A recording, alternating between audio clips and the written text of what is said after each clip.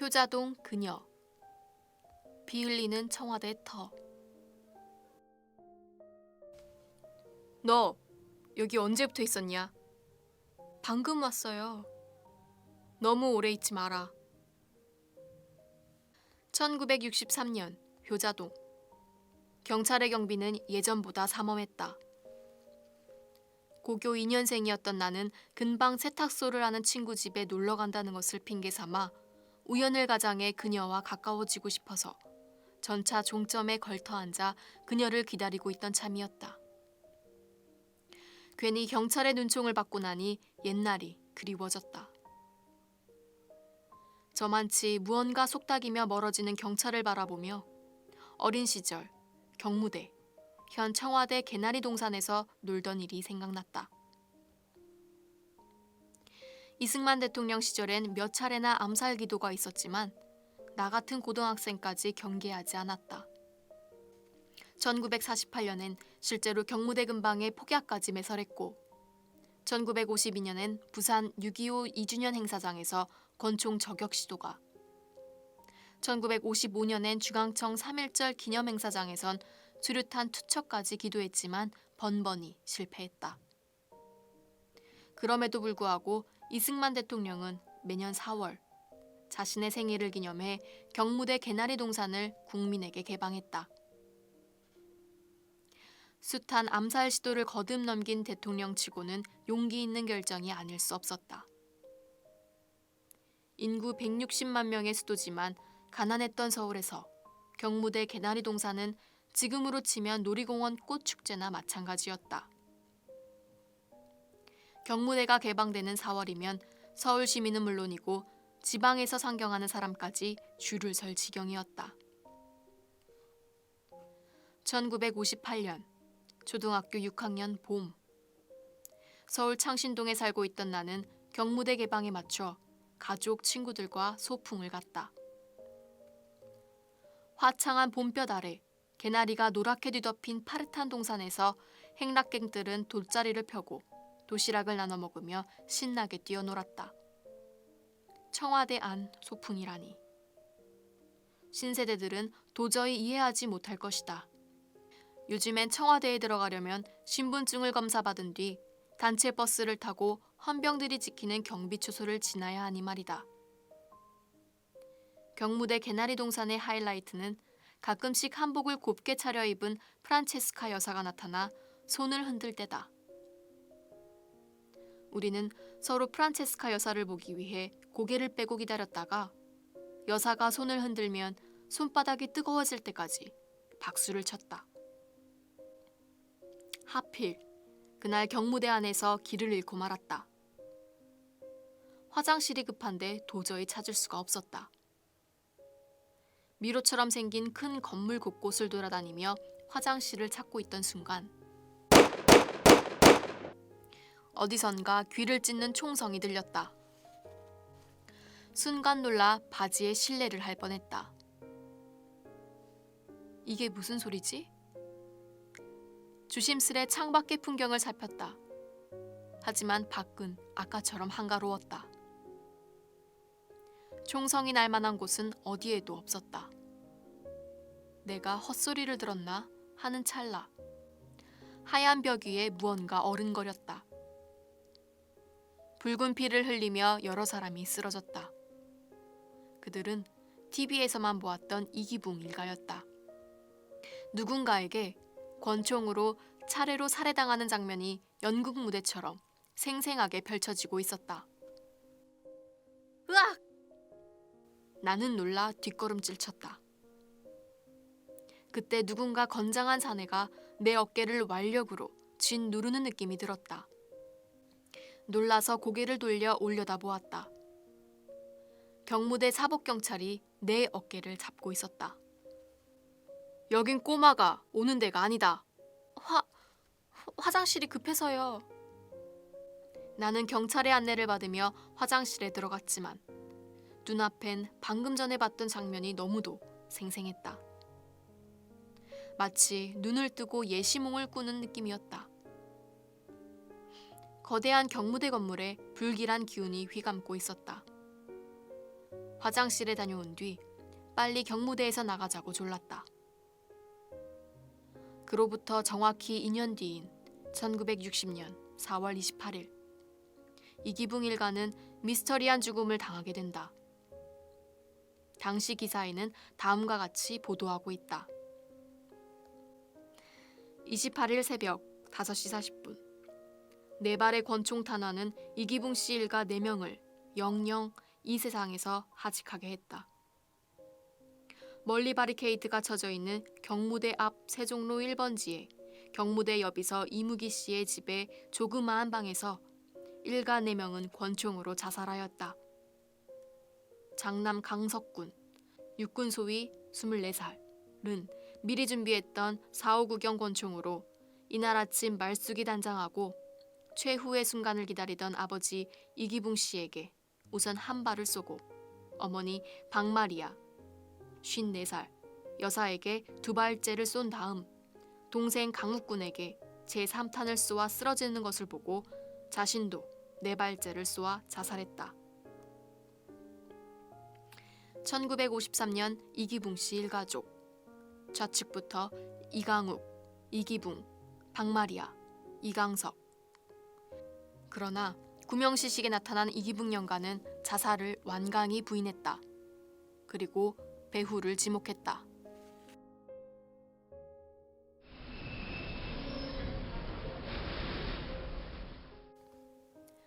전차가 도착하자 그녀가 내렸다. 하차 승객의 대부분은 세곡동 쪽으로 꽃놀이를 가는 상춘객이었다. 여고생인 혜연은 효자동 일대에서 정원이 가장 아름다운 집에서 살고 있었다. 많이 기다렸어? 나는 아무 말도 하지 않고 앞서 걸어 나갔다. 오밀조밀 민가가 밀집한 효자동은 정감 어린 동네였다. 청와대와 민가도 특별히 분리되지 않아 마치 청와대가 효자동에서 제일 큰 청기화 집 정도로 여겨질 만큼 친근했다. 대통령만 안 살면 이 동네처럼 살기 좋은 동네도 없었다. 혜연의 집은 눈 감고도 찾아갈 수 있었다. 자주 놀러온 탓도 있지만 내 몸엔 이 집과 통하는 DNA가 흐르고 있었다. 지금은 혜연의 집이지만 과거 이 집엔 우리 어머니가 살았다. 서울 최고의 명문 사범학교를 졸업한 어머니가 꿈 많은 처녀 시절을 보낸 집이 바로 이 집이었다. 어머니가 살던 집에 살고 있는 혜연과 친구가 되다니 놀라운 인연이었다. 그날도 부지런히 정원사가 움직이고 있었다. 서울 시내에 몇 안 되는 정원사가 있는 집이었다. 아버지께서 근래 정원에 신경을 많이 쓰셔. 조각상처럼 동글동글 잘 손질된 나무들을 보니 왠지 가슴이 아팠다. 조금 있으면 헐릴 텐데 아깝다. 뭐라고? 혜연은 내가 한 말을 들었는지 못 들었는지 되물었다. 혜연의 부친이 이 집에 쏟는 애정은 남달랐다. 언젠가는 어떤 직관이 이 집터를 보고 천하 제일의 명당이라고 했다면서 입이 귀에 걸리도록 좋아했다. 차마 그 앞에서 유통기한이 얼마 남지 않은 효자동 일대 주택가의 운명을 얘기할 수 없었다.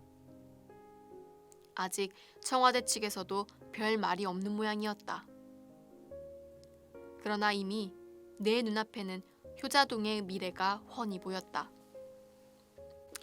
서울의 동막골이라고 불리는 은평구의 한양주택처럼 평화로운 주택가였던 효자동. 경복궁 가까이에 있어 환관들의 집단 거주지였던 까닭에 화자동이라고도 불렸던 이곳을 청와대는 보안상의 이유를 강조하며 강제로 민가를 철거하고 길을 정비한다. 그 바람에 효자동 주민들은 하루아침에 집을 뺏기고 조상 대대로 살아왔던 동네를 떠난다. 이는 혜연과 같은 재벌집도 예외는 아니었다. 전차도 사라지고 전차 종점을 지키던 친구네 세탁소도 없어진다. 이 모든 일이 불과 몇 년 후에 생길 일들이었다. 나는 얼른 화제를 돌렸다. 오늘 3일당에서 연극대회가 있는데 같이 갈래? 두말하면 잔소리였다. 우리는 종종 옛 진명여고 자리에 세워진 3일당에서 연극을 봤다. 고등학교 연극부의 연극대회나 가수들의 공연이 열리곤 했던 3일당은 데이트하기 좋은 코스였다. 연극이 끝난 뒤 우리는 경복궁 담장 주변을 한 바퀴 돌며 산책을 했다. 나를 알아보는 애들이 있을까봐 약간 긴장되기도 했지만 혜연은 전혀 눈치채지 못했다. 잠시 이 근방 학교를 다닌 게 문제였다. 괜히 길거리 싸움에 휘말려 혜연을 공경에 처하게 만들고 싶지도 이 좋은 분위기를 깨고 싶지도 않았다. 잠시 이 근방 학교를 다닌 게 문제였다. 괜히 길거리 싸움에 휘말려 혜연을 공경에 처하게 만들고 싶지도 이 좋은 분위기를 깨고 싶지도 않았다. 나는 나지막이 클리프 리차드의 더 영 원스를 흥얼거렸다. 혜연은 내 노래에 귀를 기울이며 미소를 지었다. 그녀의 웃는 얼굴을 보니 전차 종점에서 경찰에게 당한 수모 따윈 아무래도 상관없었다. 아직도 효자동 전차 종점에서 저를 기다리던 법사님 모습이 생생합니다. 나는 반가움에 웃음만 나왔다. 우리가 왜 헤어졌었더라? 워낙 오래전 일이라 그 이유도 잘 생각나지 않았다. 정원이 아름답던 그녀의 집은 박정희 대통령 때 완전히 철거되어 흔적도 없이 사라졌다. 사유재산이지만 국가의 압력에 헐리고 말았다. 혜연의 집 외에도 근방 재벌의 대저택도 차례로 무너졌고 평범한 민가들은 말할 것도 없었다. 그 일로 혜연의 부모님은 화병으로 고생하다 돌아가셨고 혜연을 비롯한 형제들 모두 이민을 선택했다. 큰 충격을 받은 혜연의 가족은 이민을 떠난 뒤 단 한 번도 한국에 나오지 않다가 혜연만 부모님 천도제를 위해 고국 땅을 밟았다. 잃어버린 집터는 되찾지 못해도 우리 집이 있던 효자동 종점 근방에서 부모님을 위해 술 한 잔, 꽃 한 송이라도 올릴 생각입니다. 불현듯 옛날이 생각났다. 고등학교 때 뼈밖에 없을 정도로 말랐지만 웬만한 싸움엔 밀리지 않았던 나는 늘 모자를 푹 눌러쓰고 효자동 전차 종점에서 혜연을 기다렸다. 혹시 누가 시비라도 걸어올까 귀찮아서였다. 경찰이 매섭게 쳐다보던 그날이 생각나 선뜻 동행을 자처했다. 우리는 어느새 38년 전으로 돌아가 효자동 길을 걷고 있었다. 가을 낙엽을 밟으며 나란히 걷는 그 길은 평소 몇 번 오가던 길인데도 색다른 느낌이었다. 경비는 예전보다 더 삼엄했다. 예전의 전차 종점 자리, 현 청와대 로터리가 가까워질수록 혜연은 긴장한 기색이 역력했다. 괜찮을까요? 제가 보고 있으니 안심하고 하십시오. 마침내 우리는 전차 종점이 있던 자리에서 나란히 섰다. 더 이상 청와대 쪽으로 올라갈 수 없었기 때문이다.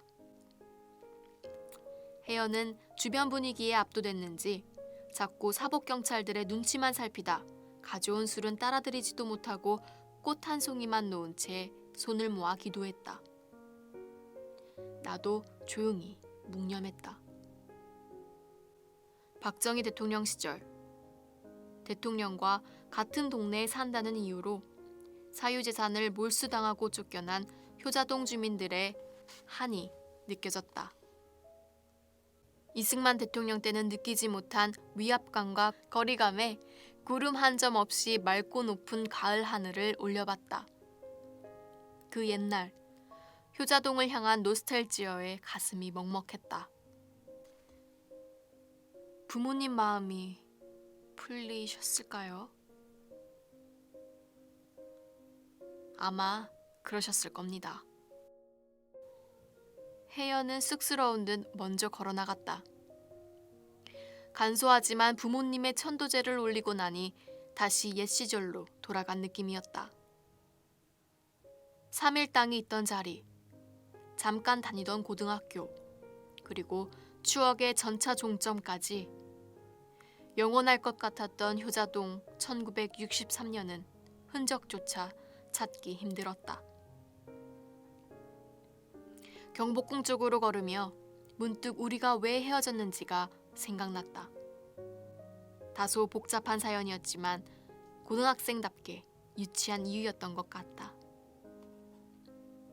혜연의 얼굴에 당당하고 감상적이던 문학소녀의 모습이 오버랩됐다. 비록 세월은 흘렀어도 혜연은 내 마음속에 효자동 그녀로 살아있었다.